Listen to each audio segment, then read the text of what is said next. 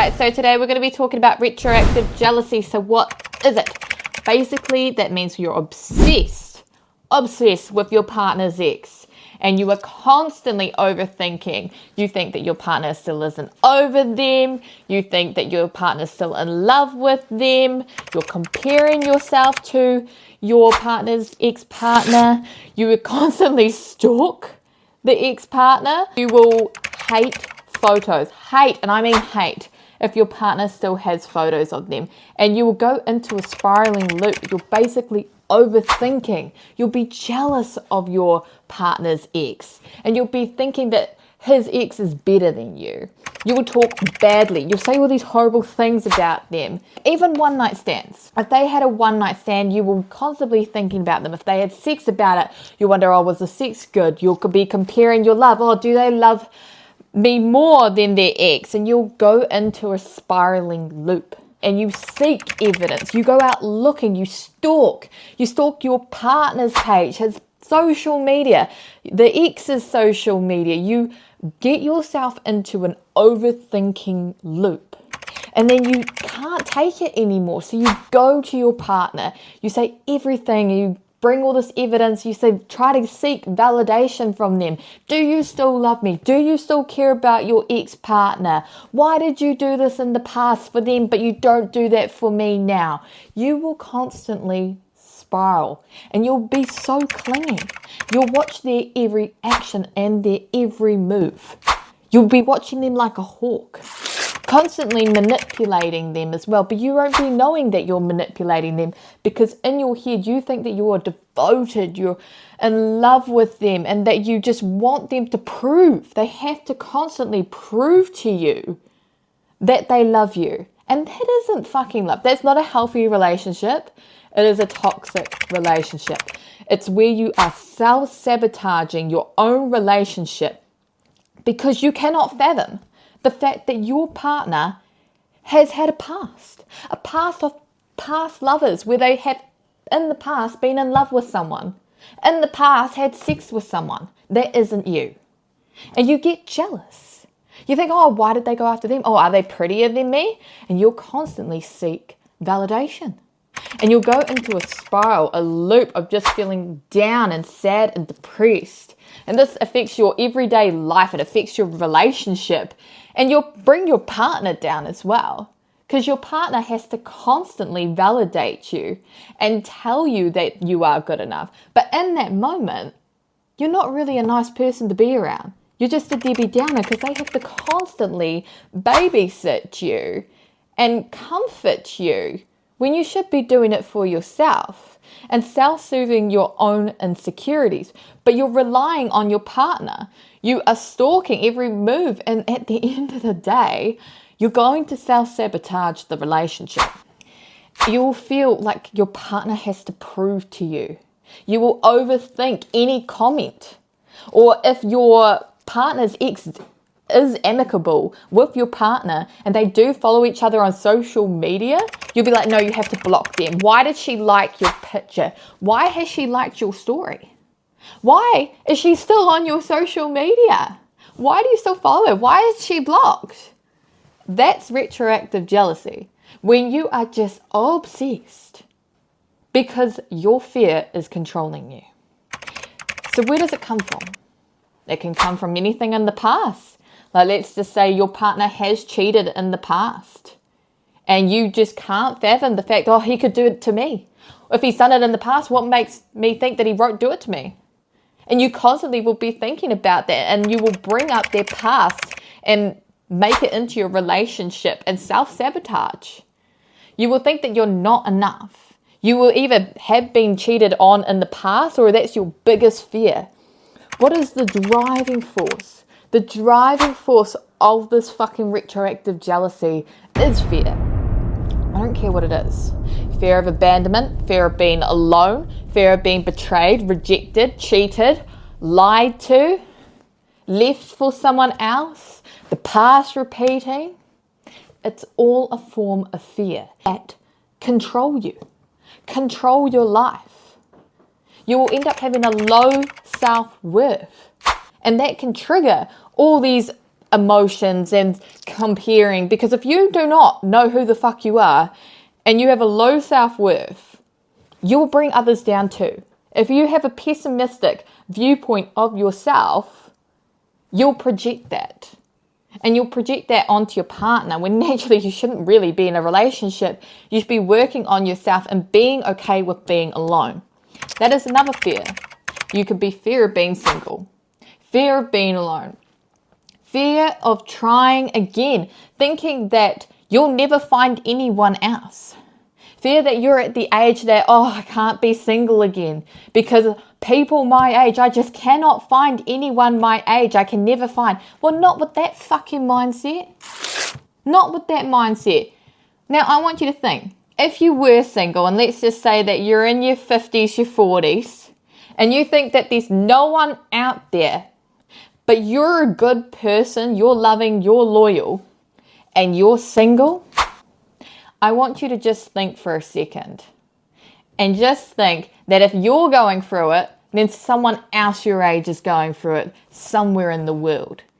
And then one day it will happen. You need to believe that. Stop being so pessimistic. And if you're pessimistic, you need to change that. Why? Because I've been pessimistic and I ended up beating that ass and becoming positivity, or whatever. Where it comes from is just for a need for control. I feel like we can't control others, and I think coming to the fact that you cannot control others really helps you get over that fucking shit. But you need control. You need control over something that you can't control. You can't control other people. And so you will try and control them by manipulating them, making them feel down, and proving your love to them and thinking that they need to prove the same. And doing that actually just pushes them away. So you shouldn't do that. And basically you tie your identity to your partner. You do not have a life outside of your partner. They are your life. That is not healthy. That is not okay. You shouldn't go into a relationship and think that your partner is your world. All I want is love. I am not complete without love. Oh my God. And I know this because I've been through it. Where I tied my world to my partner. I thought that I would be nothing without a partner. And I had to change that. And by doing that was being single and being alone and being okay with that. So how the fuck do you get through it? With exactly what I just said before. Being alone. Getting to know yourself. Being okay with being alone without your partner. Believing in yourself and improving your self-worth. And remembering who the fuck you are. And recognize that you cannot control other people and that your partner is entitled to their privacy. You cannot say, block your ex, because you cannot say that's a boundary if you follow your ex.